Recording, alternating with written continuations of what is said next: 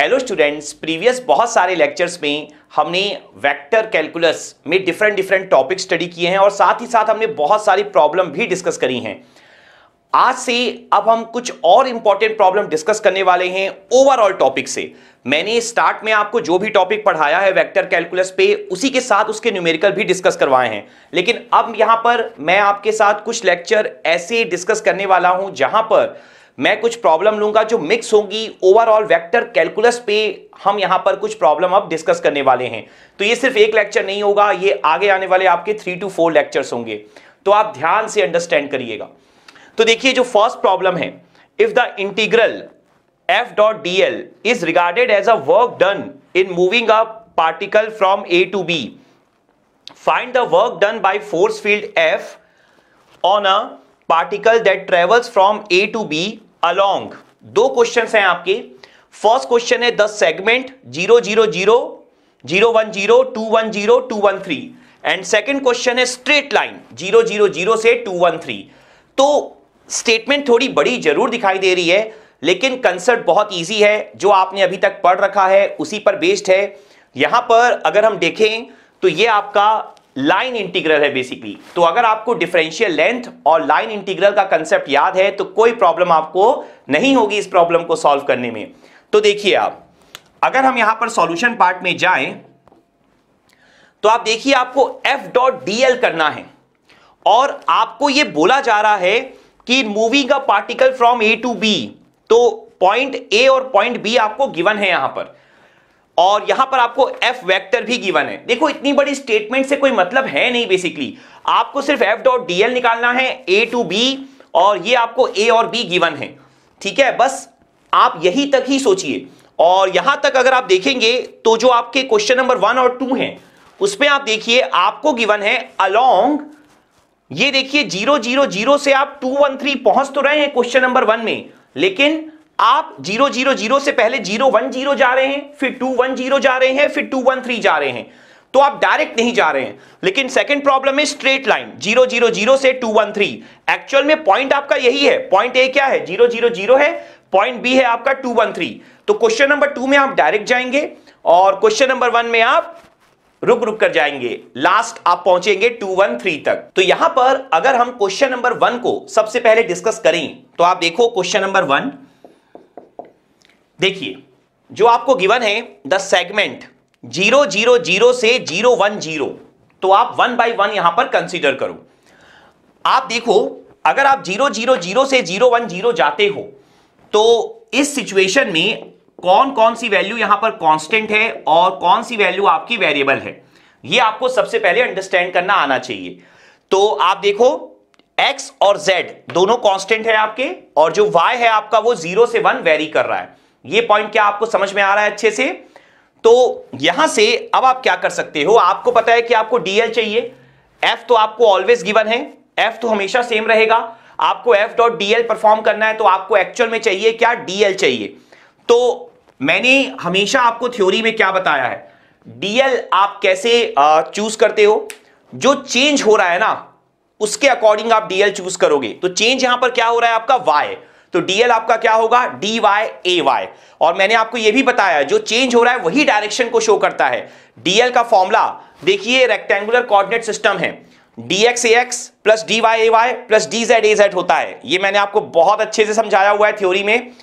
तो यहां पर आपका चूंकि x और z दोनों कांस्टेंट है तो उसमें चेंज हो नहीं रहा है, तो dl सिर्फ क्या होगा आपका dy और डायरेक्शन क्या होगा ay। तो यहां पर आप मेंशन कर देंगे, जिससे कि आप जो f डॉट dl अचीव करेंगे, f डॉट dl कितना आ जाएगा आप देखो, जब आपका dl में ay है तो ay डॉट ax 0 होगा, आपको पता ही है, ay डॉट az भी 0 होगा, ay डॉट ay 1 होगा, तो सिर्फ ay वाला कंपोनेंट ही आपका आएगा आंसर में। तो ये आपका आ जाएगा x square minus Z square, और साथ में क्या आ जाएगा आपका dy। ये पॉइंट आपको क्लियर हो पा रहा है? यहां पर देखो, एक और इंपॉर्टेंट चीज है, वो क्या है कि x और z जो कांस्टेंट है वो कांस्टेंट है 0 पर। इसका क्या मीनिंग होगा, अगर आपके x और z दोनों ही 0 पर कांस्टेंट हैं, दैट मींस आपका जो f डॉट dl है, x और z दोनों ही 0 हैं, तो आंसर क्या हो जाएगा 0। तो काफी इजी हो गया, आपको यहां पर इंटीग्रेशन करने की जरूरत ही नहीं है। ओवरऑल तो आपको इंटीग्रेशन ही करना है। आप देख सकते हो यहां पर क्या मेंशन है, if the integral is regarded as a work done in moving a particle from A to B. तो ये जो इंटीग्रल है यही वर्क डन को शो कर रहा है, और आपको कैलकुलेट भी क्या करना है, फाइंड द वर्क डन। तो आपको वर्क डन ही निकालना है, मतलब आपको ये इंटीग्रेशन ही अचीव करना है फ्रॉम ए टू बी। और पहले क्वेश्चन में आपको रुक रुक कर जाना है, सेकंड क्वेश्चन में डायरेक्ट जाना है ए टू बी। लेकिन जो आपने अभी पहले क्वेश्चन में 0 0 0 से 0 1 0 कैलकुलेट किया, उसके लिए जो आपने एफ डॉट डीएल निकाला वही आपका 0 आ गया, तो आपको इंटीग्रेशन करने की जरूरत नहीं है। तो यहां पर आप ओवरऑल क्या मेंशन कर सकते हो कि F dot DL is equal to 0। यह आपका था केस नंबर 1 पहले क्वेश्चन के अंदर। अब यहां पर हम नेक्स्ट केस क्या कंसीडर करेंगे, 0 1 0 से 2 1 0। तो 0 1 0 से जब हम जाएंगे 2 1 0 तक, तो अब आप देखिए यहां पर क्या होगा। मैं केसेस को हाईलाइट कर देता हूं आपके लिए ताकि आपको कोई प्रॉब्लम ना हो। यह आपका केस 1 था और यह अब आपका केस नंबर 2 है। तो यहां पर अब अगर आप केस नंबर 2 को देखेंगे तो आप देखिए क्या क्या चेंज हो रहे हैं। 0 से 2 x तो चेंज हो रहा है, y 1 to 1 चेंज नहीं हो रहा, 1 पे कांस्टेंट है। z 0 से 0 z भी चेंज नहीं हो रहा, z 0 पर कांस्टेंट है। तो ध्यान रखिएगा y 1 पर कांस्टेंट है, z 0 पर कांस्टेंट है, और चेंज कौन हो रहा है, x 0 से 2। दैट मींस आप यहां पर लिखेंगे dl is equal to dx ax। ये पॉइंट समझ में आ रहा है आपको अच्छे से, और उसी के थ्रू अब आप मेंशन करेंगे f डॉट dl। तो f डॉट dl कितना होगा, आप देखिए f डॉट dl जब आप निकालने के लिए जाएंगे तो ये रहा आपका f, और यहां पर आपका क्या है, ax है। तो ax डॉट ax 1 होगा, बाकी सारे आपके 0 हो जाएंगे। आप जानते हैं यूनिट वेक्टर की प्रॉपर्टीज। तो यहां पर आपका आंसर होगा 2xy dx। ये आपने अचीव कर लिया f डॉट dl। अब आप क्या करेंगे, यहां पर आप जानते हैं कि जो आपका आंसर आया है 2xy, उसमें ना तो x 0 है क्योंकि x तो आपका वेरी है 0 से 2 तक, और जो y है, y की वैल्यू कांस्टेंट है 1 पे, तो ना तो x 0 है ना तो y 0 है। तो इसका मतलब क्या है कि आपको यहां पर इंटीग्रेशन करना होगा। तो हम कर लेते हैं, f डॉट dl कितना हो जाएगा आपका, dx है तो x की लिमिट पुट करोगे आप 0 से 2, और उसके बाद यहां पर 2 कांस्टेंट है तो 2 को आउटसाइड कर दो, और यहां पर देखो y भी कांस्टेंट है 1 पर। आप देखो y की वैल्यू 1 है, तो 1 तो मल्टीप्लिकेशन होने के बाद कोई मीनिंग नहीं बचेगी, तो बचेगा क्या अंदर आपका x dx। तो यहां से आंसर क्या होगा, x का इंटीग्रेशन हमारा क्या होता है, x स्क्वायर बाई 2 होता है। तो आप लिखोगे x स्क्वायर बाई 2, तो 2 2 कैंसल, तो सिर्फ और सिर्फ कितना बचेगा, x स्क्वायर, लिमिट क्या है 0 से 2। तो जब आप अपर लिमिट पुट करोगे तो x का स्क्वायर, आंसर कितना हो जाएगा 4, क्योंकि लोअर लिमिट पे तो आंसर 0 आना है। ये पॉइंट समझ में आ गया। तो ये आपने निकाल लिया f डॉट dl 4। तो पहली कंडीशन में f डॉट dl 0 आया, दूसरी कंडीशन में 4 आया। अब प्रॉब्लम नंबर 1 को कंप्लीट करने के लिए आपको थर्ड कंडीशन पे भी कैलकुलेट करना होगा। तो आप देखो यहां पर क्या होगा, 210 से 213। तो इसे भी मैं हाईलाइट कर देता हूं केस नंबर 3 को। तो ये जो केस नंबर 3 है उसमें अब आप यहां पर क्लियरली देख सकते हैं कि आपका चेंज क्या हो रहा है। x 2 पे 2 कांस्टेंट, y 1 पे 1 कांस्टेंट, z 0 से 3। तो यहां पर आपका z चेंज हो रहा है, और जो x और y कांस्टेंट है ना, वो दोनों के दोनों नॉन जीरो हैं। तो यहां पर भी आपको कैलकुलेशन तो करना पड़ेगा। तो यहां पर अब आपको पता है dl कितना हो जाएगा, dl हो जाएगा dz az, और f डॉट dl कितना होगा आपका, आप देखिए f तो az डॉट az 1 मतलब -3x z² dz। क्लियर यहां तक, ये आप देख सकते हैं। तो ये जो हमने f डॉट dl निकाल लिया, अब हमारा टारगेट क्या है इसका, इंटीग्रेशन। तो आप निकाल लो integration, f dot dl is equal to, देखिए dz है तो z की लिमिट क्या है 0 से 3। इसके बाद आप देखो यहां पर -3 तो कांस्टेंट है तो आउटसाइड हो जाएगा। इसके अलावा अगर आप ध्यान से देखोगे तो जो आपका x है, x भी तो कांस्टेंट है ना 2 पर, तो 2 भी आउटसाइड हो जाएगा। तो -3 ऑलरेडी था, x2 है, तो ओवरऑल क्या बन जाएगा -6। तो हम यहां पर क्या करते हैं, सिंपली -6 ही मेंशन कर देते हैं। तो यहां पर आप मेंशन कर दीजिए -6 और अंदर क्या बचेगा आपका z²। तो यहां पर आप लिख दीजिए z² dz। क्लियर है अच्छे से? तो यहां पर z² dz लिख लेने के बाद आपका जो इंटीग्रेशन हो जाएगा 6z³/3, लिमिट क्या है आपकी 0 से 3। ये पॉइंट समझ में आ गया अच्छे से?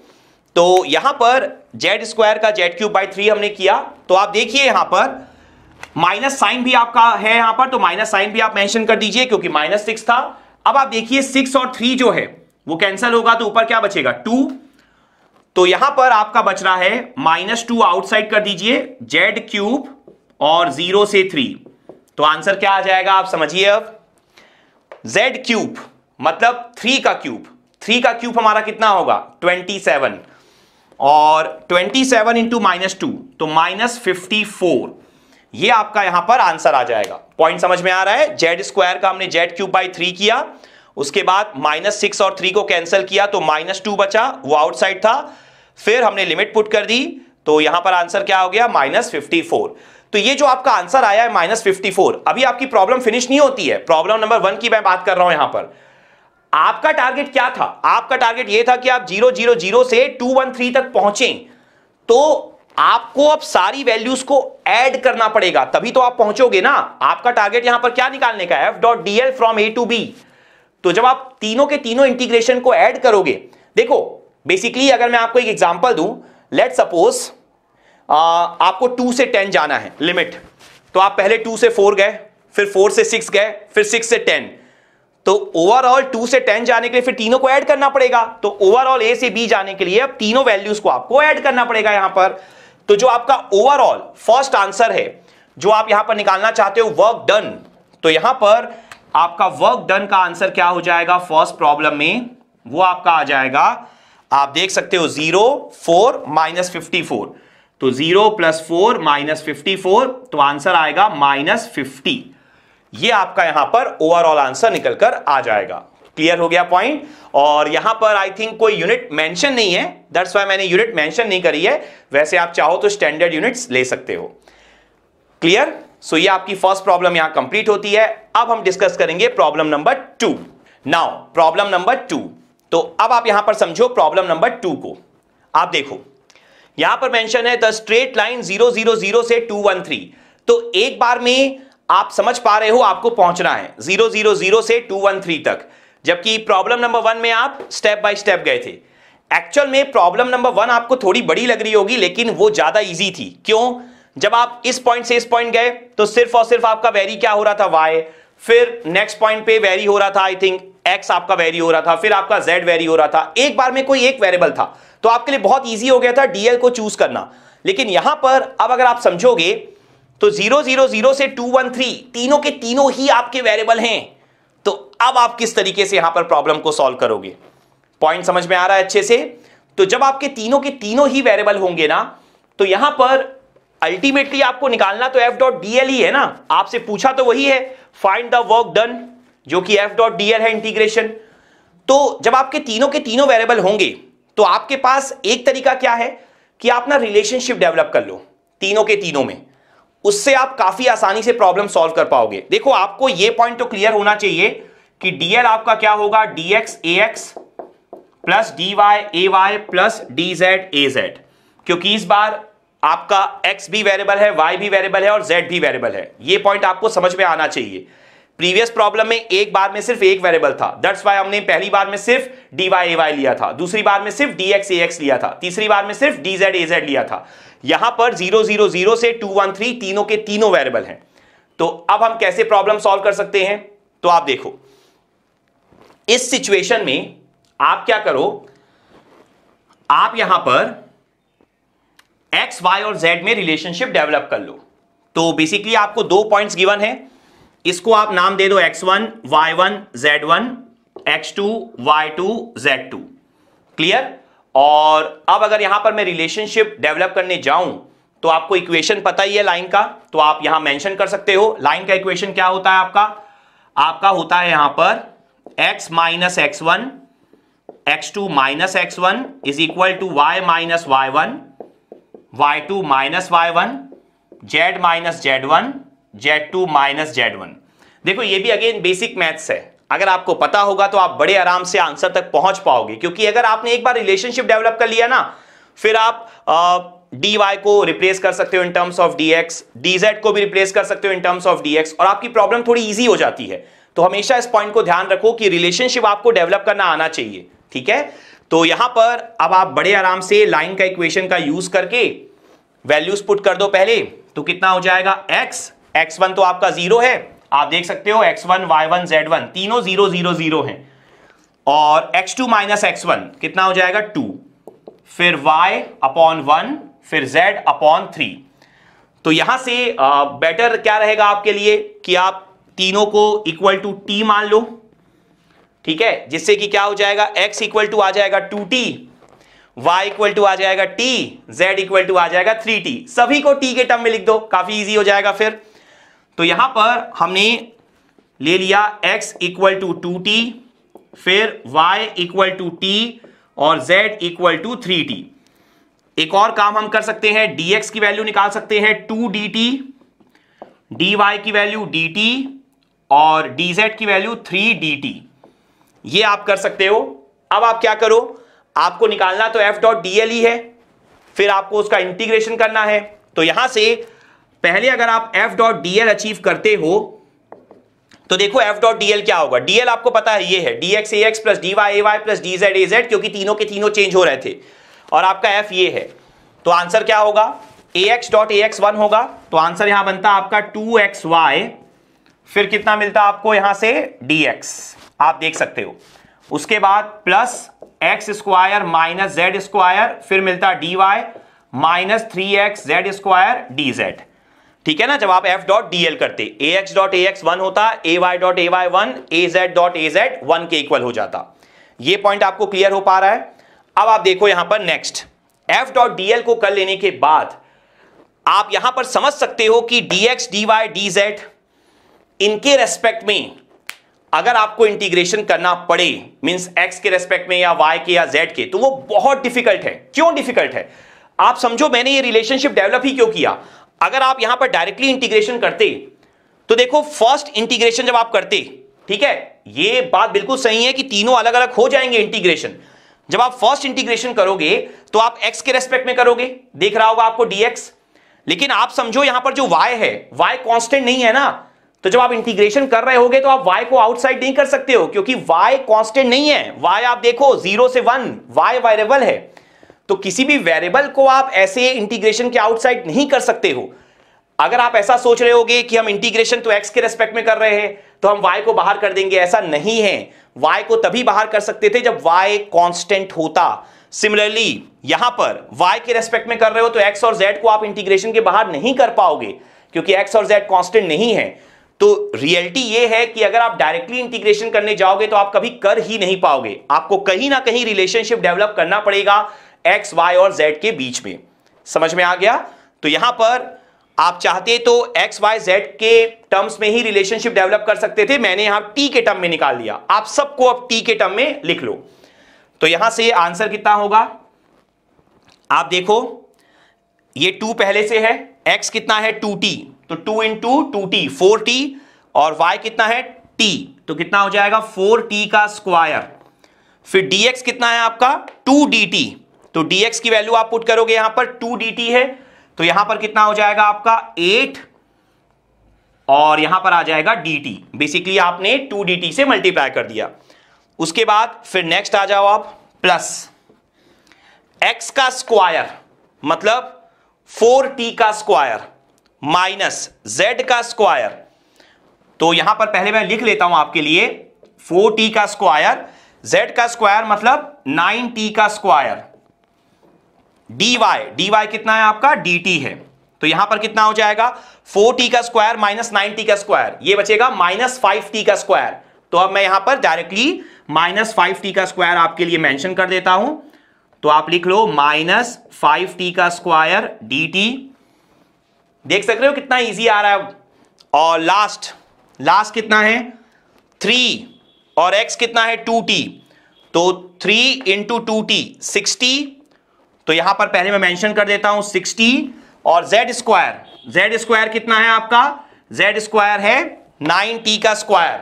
ये पॉइंट समझ में आ रहा है। और dz की वैल्यू कितनी है, dz की वैल्यू है आपकी 3 इंटू dt।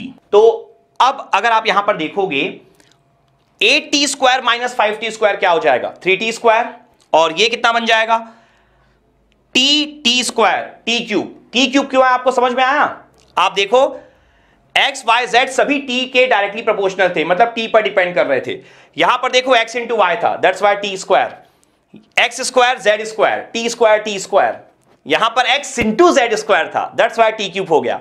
तो ये कितना हो जाएगा टी क्यूब, और साथ में 6 इंटू 9 54 इंटू 3 ये हो जाएगा 162। ठीक है, तो यहां से जो आपका आंसर निकल कर आएगा f डॉट डी एल का, वो आपका आ जाएगा 3t का स्क्वायर माइनस 162 t का क्यूब। और यहां से जब आप इंटीग्रेशन करोगे, क्योंकि फाइनली तो आपको वर्क डन ही अचीव करना है ना, तो कितना हो जाएगा 3t square D T minus 162 T cube D T. अब यहां पर एक और सवाल आपके मन में आएगा, लिमिट्स क्या लें टी की। एक्स वाई जेड की लिमिट तो पता है, 0 से 2, 0 से 1, 0 से 3, कोई प्रॉब्लम नहीं है ना। आपने एक्स वाई जेड को ही तो टी के टर्म में लिखा है ना। तो देखो x इक्वल टू 2t है, तो जब x की लोअर लिमिट 0 होगी तो t की भी क्या हो जाएगी 0। x की जब अपर लिमिट 2 होगी तो t की भी क्या हो जाएगी आपकी, देखो 2 दोनों जगह कैंसिल हो जाएगा। जब आप x इक्वल टू 2 पुट करोगे तो t की वैल्यू हो जाएगी 1। सिमिलरली देखो y की 0 से 1 है और y इक्वल टू t है, तो t की अगेन 0 से 1। देखो z की 0 से 3 है, तो जब z इक्वल टू 0 पुट करोगे तो t कितना आएगा 0। जब z इक्वल टू 3 पुट करोगे तो t कितना आ जाएगा 1। तो तीनों ही केस में t की लिमिट 0 से 1 ही आएगी। क्लियर है, कोई प्रॉब्लम नहीं होगी आपको। तो 0 से 1, 0 से 1, यहां पर अब t स्क्वायर का इंटीग्रेशन क्या होगा, t क्यूब बाई 3, तो 3 कैंसिल कर दो ना डायरेक्टली, तो कितना होगा t क्यूब 0 से 1। देन t की पावर 3 का क्या होगा, t की पावर 4 बाई 4, तो यहां पर t की पावर 4 बाई 4 लिख दो। फिर से 0 से 1, वैसे लिमिट चूंकि 0 से 1 है इसलिए कोई प्रॉब्लम ही नहीं है।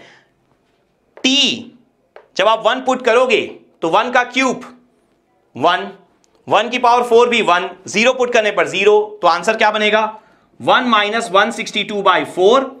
और यहां पर 162 बाई 4 कितना हो जाएगा, पहले 2 से कैंसिल कर लेते हैं एक बार, ये हो जाएगा 81 बाई 2, 81 बाई 2 मीन्स 40.5, तो 1 माइनस 40.5, ये आंसर कितना बनेगा माइनस 39.5। तो ये आपका ओवरऑल आंसर आ जाएगा। समझ में आ गया पूरा क्वेश्चन। तो ये आपका काफी लेंथी क्वेश्चन था और हमारा एम ही यही है ना कि हम कुछ अब different kind of problem discuss करें। तो आई होप आपको ये प्रॉब्लम समझ में आ गई होगी। अब problem number 2। Now next problem, अब आप देखो, find the volume cut from the sphere radius r equal to a by the cone theta equal to alpha, calculate the volume when alpha is equal to pi by 3 and alpha is equal to pi by 2। तो यहां पर आपकी ये problem है। अगर आप ध्यान से अंडरस्टैंड करोगे तो यहां पर आपको स्फीयर मेंशन है, ये बहुत इंपॉर्टेंट वर्ड है आपके लिए प्रॉब्लम सॉल्व करने के लिए। रेडियस r मेंशन है, उसके अलावा theta is equal to alpha mention है। आपको ये सारी चीजें जो हैं वो क्लियर होनी चाहिए अच्छे से, ठीक है। जो हमने थ्योरी पढ़ी है ना स्फेरिकल कोऑर्डिनेट सिस्टम की, वो आपको क्लियर होनी चाहिए। अब आप यहां पर देखो, कैलकुलेट द वॉल्यूम, तो यहां पर आपको वॉल्यूम अचीव करना है।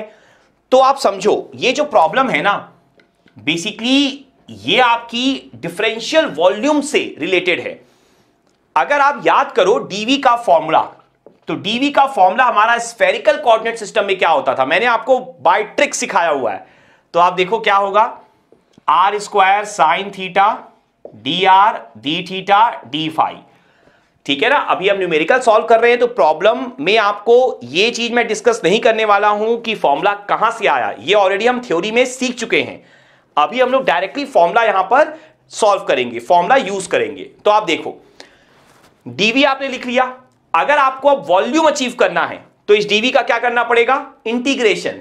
तो आप देखो यहां पर ट्रिपल इंटीग्रेशन हो जाएगा R square sine theta D R D theta D phi. अब आप समझो यहां पर आपको दिया है find the volume cut from the sphere radius R equal to A. आप समझो अगर radius R equal to A given है तो आर कहां से कहां वेरी कर रहा होगा, खुद सोच के देखो। मैंने आपको थ्योरी में सिखाया है आर आपका वेरी कर रहा होगा 0 टू ए। क्यों? रेडियस नेगेटिव तो नहीं हो सकती ना, रेडियस तो क्या होगी, पॉजिटिव होगी। तो अगर R equal to A given है दैट मींस जो ये डी आर लिखा है तो आर की लिमिट क्या होगी आपकी 0 टू ए हो जाएगी। इसके अलावा थीटा देखो आपको गिवन है, थीटा इक्वल टू गिवन है अल्फा। अगर आपको याद हो थीटा की स्टैंडर्ड रेंज मैंने आपको क्या लिखाई थी 0 टू पाई। इसका मतलब क्या होगा, यहां पर चूंकि आपको अल्फा गिवन है तो आप क्या मेंशन करोगे 0 टू अल्फा। ठीक है, आपको ना एक लिमिट अगर गिवन हो अपर, लेट सपोज जैसे इस प्रॉब्लम में दोनों में अपर लिमिट गिवन थी तो आपको लोअर लिमिट क्या होगी ये तभी समझ में आएगी जब आप थ्योरी अच्छे से अंडरस्टैंड करोगे। इसके अलावा मैंने आपको हमेशा बोला है कि जब भी प्रॉब्लम में फाई गिवन ना हो, फाई की स्टैंडर्ड वैल्यू आपको कंसीडर करनी है जो कि क्या होती है 0 से लेकर 2 पाई। तो यहां पर आप फाई की वैल्यू मेंशन कर दोगे तो बस आपको ये इंटीग्रेशन सॉल्व करना है, आपका वॉल्यूम आ जाएगा। उसके बाद वो वैल्यूज पुट कर देंगे जिस पे वॉल्यूम निकालने के लिए बोला है। तो यहां पर आंसर क्या होगा, आर स्क्वायर का integration R cube by 3, limit क्या है 0 टू ए। उसके बाद साइन थीटा का इंटीग्रेशन क्या हो जाएगा माइनस कॉस थीटा, थीटा की लिमिट गिवन है 0 टू अल्फा। आप देख सकते हो फाई का कोई टर्म नहीं है तो डी फाई का इंटीग्रेशन क्या हो जाएगा आपका फाई, और हमारी लिमिट क्या है 0 से 2 पाई। तो यहां पर अब अगर आप आंसर कैलकुलेट कर लो तो ये हो जाएगा आपका ए क्यूब बाई 3। अब आप देखो मैंने आपको बहुत सारी प्रॉब्लम में ये बात बोली है कि जब भी माइनस साइन हो तो लिमिट को उल्टा कर दो, पहले लोअर लिमिट करो माइनस अपर लिमिट करो। तो cos 0 कितना हो जाएगा 1, तो यहां पर आप मेंशन करो 1 और upper limit cos alpha. Clear हो गया, माइनस साइन को भूल जाओ, lower limit minus upper limit कर दो तो cos 0 1 माइनस cos अल्फा, और ये कितना हो जाएगा, ये हो जाएगा 2 पाई। ये आपका आ गया वॉल्यूम का आंसर। अब आपसे पूछा क्या है, calculate the volume when alpha is equal to pi by 3। तो जब आप अल्फा की वैल्यू पाई बाई 3 पर कैलकुलेट करोगे वॉल्यूम तो कितना आंसर आ जाएगा, देखो cos अल्फा, तो cos pi by 3 cos 60 degree कितना होता है पता होना चाहिए 1/2। तो यहां पर a क्यूब बाई 3 1 माइनस 1/2 कितना आंसर हो जाएगा 1/2 इंटू 2 पाई, तो 2 और 2 कैंसल, तो यह आपका आंसर आ जाएगा pi a cube by 3। Clear हो गया अच्छे से। Second v alpha is equal to pi by 2, तो अगेन cos पाई बाई 2 कितना होता है cos 90 0, तो यहां पर आंसर बच जाएगा ये 0 हो गया तो ये बचेगा आपका 2 पाई a क्यूब बाई 3। तो ये आपके दोनों के दोनों आंसर आ गए। ठीक है, मैंने इंटेंशनली बहुत इजी प्रॉब्लम ली थी क्योंकि फर्स्ट प्रॉब्लम बहुत ज्यादा लेंथी हो गई थी। तो आई होप आपको ये प्रॉब्लम भी अच्छे से क्लियर हो गई होगी। नेक्स्ट लेक्चर में अब हम और प्रॉब्लम डिस्कस करने वाले हैं। ठीक है, जिनको लग रहा है कि आपको बहुत सारी प्रॉब्लम की प्रैक्टिस चाहिए, आप बस इसी वीडियो के तुरंत बाद नेक्स्ट वीडियो स्टार्ट कर लीजिए, आपको और प्रॉब्लम मिल जाएंगी। ठीक है, तो आज के लेक्चर में इतना ही। Thank you.